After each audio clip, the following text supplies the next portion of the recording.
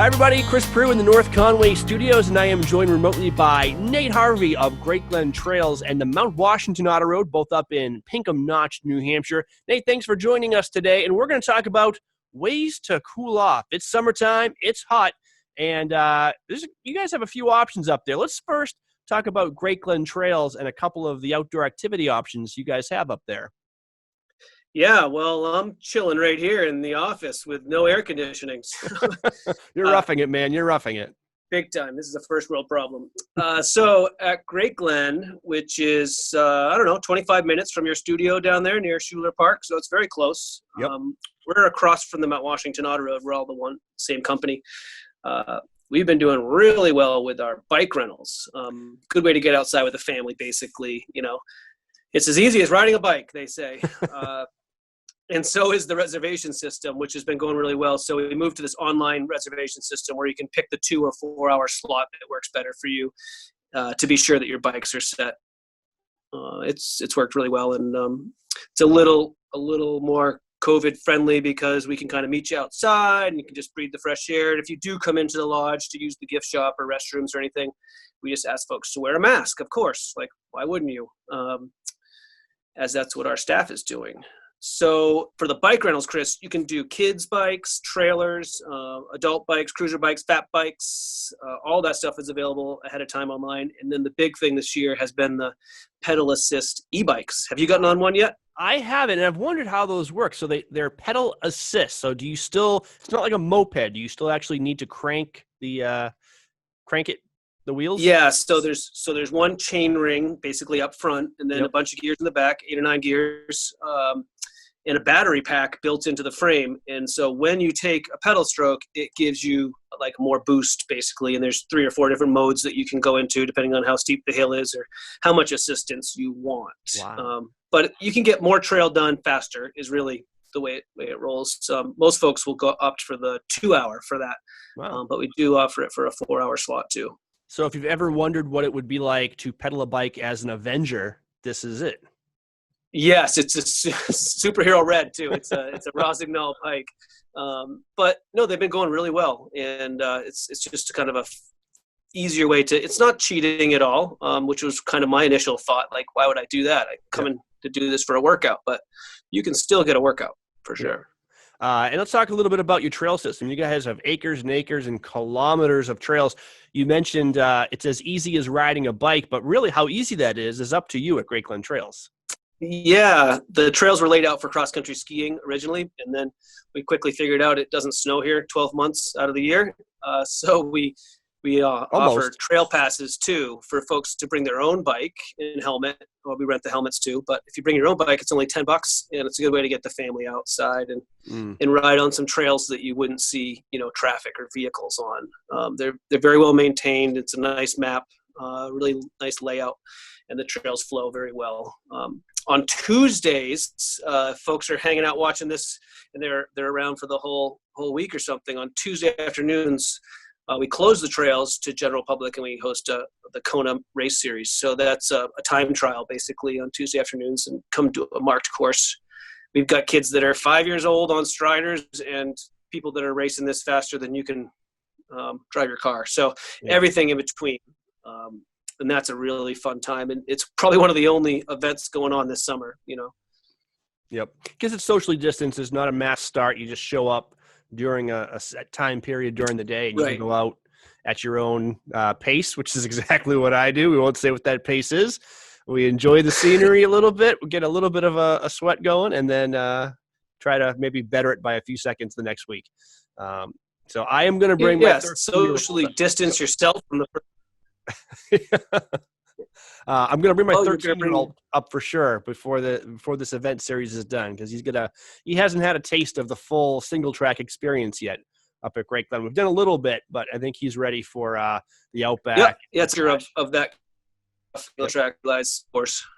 Yeah, we can show him the scene of Dad's greatest humiliating moments on those backcountry gnarly single track trails. There are quite a few. So let's go from biking up at Great Glen Trails Outdoor Center right at the base of Mount Washington to let's go to the water. You guys can take people on paddling trips at Great Glen. Yeah, and that might have been the inspiration for the floral piece this afternoon. Doesn't Is look like a the native water. species, though. No, these are not edible. But some of the flowers that are blooming right now are, like the pickerel weed. That was the topic of conversation yesterday on our paddling trip. We went north to the Pontook Reservoir on the Androscoggin. We were lucky enough to see a bald eagle, a couple osprey, and loon and a baby loon. So it's nice to see that the loons are off their nest and trying to survive up there in the wilds. That's quite the bird party. It was.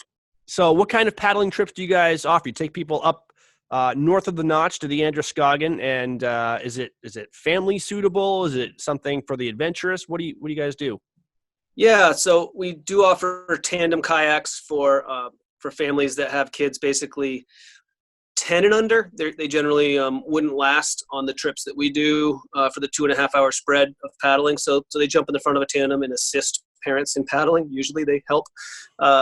And then we offer a lot of different size individual kayaks. It's super beginner friendly. That's basically our clientele.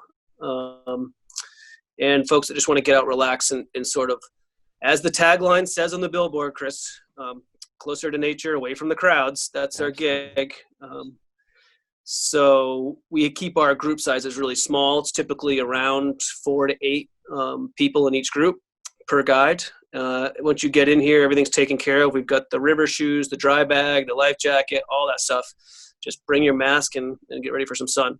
And the shuttles and everything else. Do people need any prior paddling experience? Nope.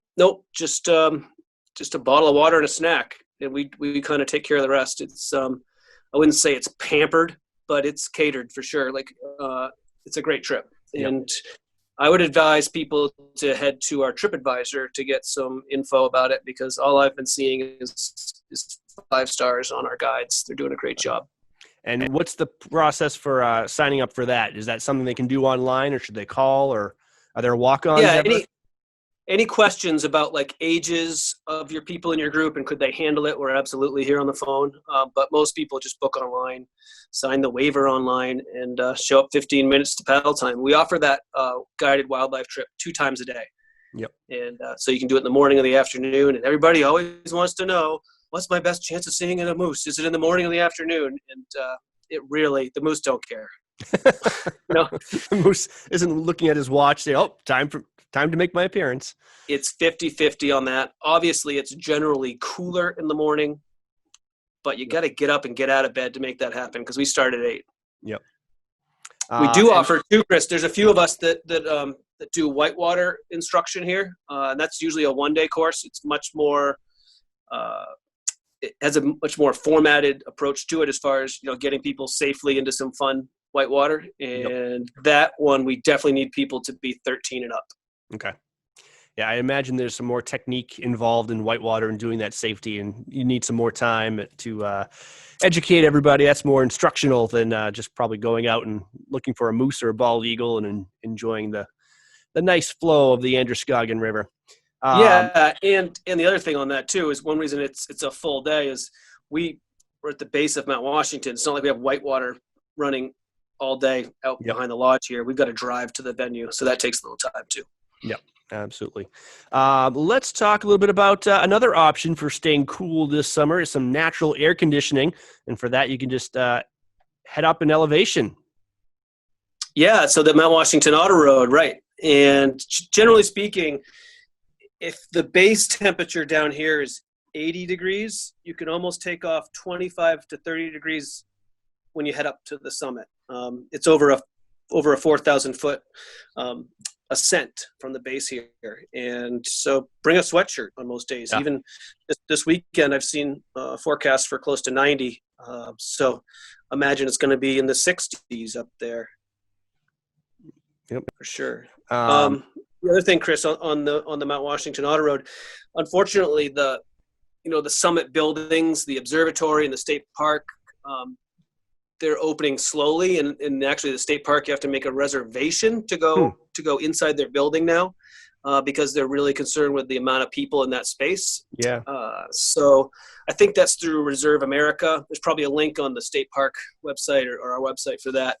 But you can reserve a time slot to go inside the lodge for restrooms and some food. I think they've got a gift shop open in there. Yep. And shelter. So it's a matter of planning. Like most things this summer, there's very few just walk-ons and things of that nature. You got to kind of plan in advance all of your activities this summer. And if you're driving up the Mount Washington Auto Road, just don't expect to have all these options to you open at your convenience at the summit without checking in prior and making reservations. And are there still two options for getting up the auto road, drive yourself and guided tours? How's that working this summer? Yeah, good question.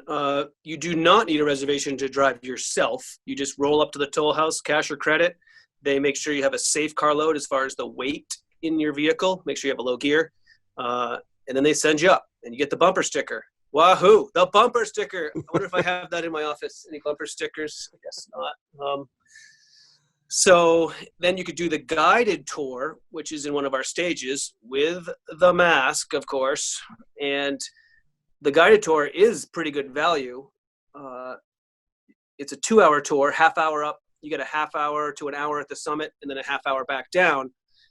Sometimes when the summit buildings aren't open, we stop a couple other spots too and do some walking around and checking out historical sites from the Mount Washington Auto Road.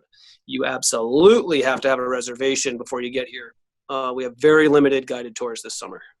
And that is different from previous summers. Sometimes I know in the past you may have been able to walk on to a guided tour, but not this summer. I would not plan on it. If you get up here and decide you want to do that and get lucky, good for you. But there won't be many that do. It's a sought after thing, and there's very few this summer. All right. So we've got mountain biking on these beautiful trails. We've got river trips, paddling up on the Androscoggin River, and we have trips up the Mount Washington Auto Road, and you can access all of those things up in Pinkham Notch. What's the best website or phone number to call, Nate, to start these activities? Yeah, I think an easy one to remember is mountwashingtonautoroad.com, and you can get to both properties through that. The best phone number is 466-2222. Okay. Like if you were to wear a lei, you might wear a tutu. Just remember 2222. Is that a new number? No, it's just the easiest one to remember because it used to be. Well, I'm not even going to say what it used to be because it's easy to remember, 2222. Okay. We've got a lot of phone lines here. All right, 2222. Just remember what Nate is wearing during the day, and you'll be able to contact them directly. I do wear skirts often, for whitewater kayaking, so don't take that away from me. Yes, some people call them kilts, but not Nate. He's all skirt. Oh, those kind of skirts. I see what you're saying. The gray skirt, yes. Yes, the whitewater kayak skirt. We've seen you in all sorts of things, Nate, so nothing surprises us anymore, except we know we're going to have a good time. That's one thing you can rely on with Nate Harvey.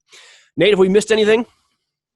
No. I'm just there's some cool wildflowers going off right now in the water, and if the Saco River is low or it's not your thing, just try us out. I think people will be happy with our kayak trips. Yeah, no, I think it's different. I've done both Saco and Androscoggin, and the Androscoggin is a different experience. It's a bigger river, wider river, and a little bit more secluded. You're not as inundated with other tubers and paddlers, and the wildlife is definitely more up on the Andros. So that is the place to go for a White Mountain experience for sure. Don't tell anybody. Oh, wait, we just did. That's right. Keep it secret. All right, Nate, thank you so much for joining us, and we'll catch you soon. Chris, hopefully I will. I'll see you next time in person. All right, you're watching White Mountains TV.